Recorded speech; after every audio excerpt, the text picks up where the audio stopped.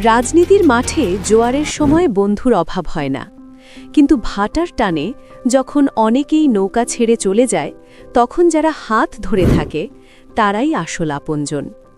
আমাদের দেশমাতা বেগম খালেদা জিয়া, তিনি ছিলেন একটি রাষ্ট্রের প্রধানমন্ত্রী, লক্ষ মানুষের নেতা, ইতিহাসের পাতায় লেখা একটি শক্ত নাম, বেগম খালেদা জিয়া। কিন্তু আজকের এই গল্প ক্ষমতা নিয়ে নয়, আজকের গল্প একজন মানুষকে নিয়ে, যার নাম কেউ জানত না। ১৬ বছরের বেশি সময় একই ঘরে, একই নিঃশ্বাসে যিনি তাকে দেখেছেন সবচেয়ে দুর্বল অবস্থায়, যখন চারপাশ নীরব, যখন রাজনীতি দূরে, যখন শরীর আর কথা শোনে না, ঠিক তখন একজন গৃহকর্মী নীরবে ধরে রেখেছিলেন একজন নেত্রীর হাত। এই ভিডিওটি একজন প্রধানমন্ত্রীকে নিয়ে নয়, এই ভিডিওটি একজন মায়ার নাম, ফাতেমা। শেষ পর্যন্ত দেখুন, কারণ কিছু সম্পর্ক কাগজে লেখা হয় না, তারা ইতিহাস হয়ে থাকে। রাজনীতির আলো ঝলমলে মঞ্চের আড়ালে বেগম খালেদা জিয়ার জীবন ছিল অত্যন্ত নিয়ন্ত্রিত, সংযত এবং অনেকাংশেই নিঃসঙ্গ। স্বামী শহীদ রাষ্ট্রপতি জিয়াউর রহমানের মৃত্যুর পর এই নিঃসঙ্গতা আরও গভীর হয়। তারপর রাজনীতি, মামলা, কারাবাস আর দীর্ঘ অসুস্থতা সব মিলিয়ে তার ব্যক্তিগত জীবনে ভরসা করার মানুষের সংখ্যা ছিল খুবই কম।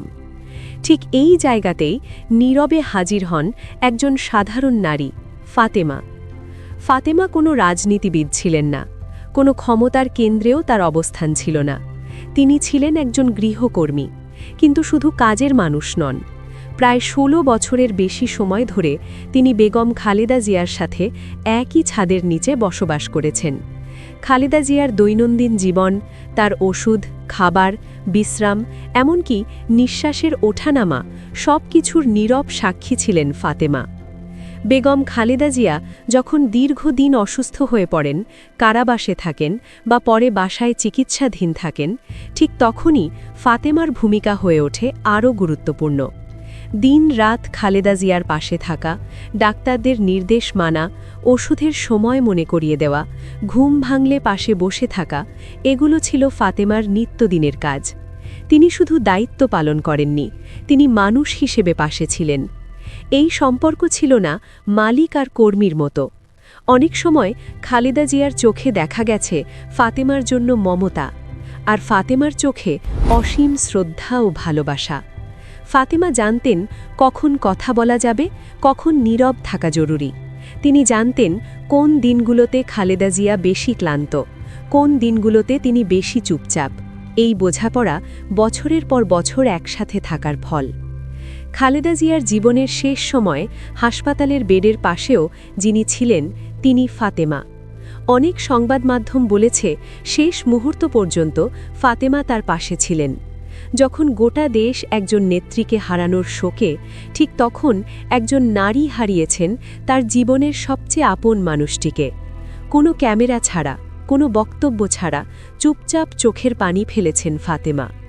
বেগম খালেদা জিয়া বাংলাদেশের ইতিহাসে থাকবেন একজন শক্তিশালী রাজনীতিক নেতা হিসেবে, আর ফাতেমা থাকবেন ইতিহাসের পাতার আড়ালে নীরব এক মানবিক গল্প হয়ে।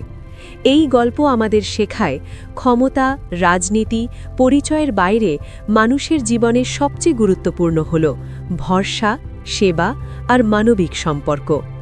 আজ আমরা শ্রদ্ধা জানাই একজন নেত্রীকে এবং সেই নেত্রীর পাশে থাকা একজন নীরব মানবিক ছায়াকে, ফাতেমাকে।